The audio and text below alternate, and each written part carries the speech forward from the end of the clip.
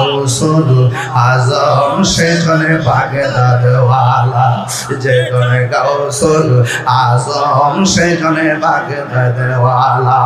আরে তার কাঁধে যার চরণ যুগল মাদিনাওয়ালা, তার কাঁধে যার চরণ যুগল মাদিনাওয়ালা, যেজনে গাউসুল আজম সেজনে বাগদাদওয়ালা।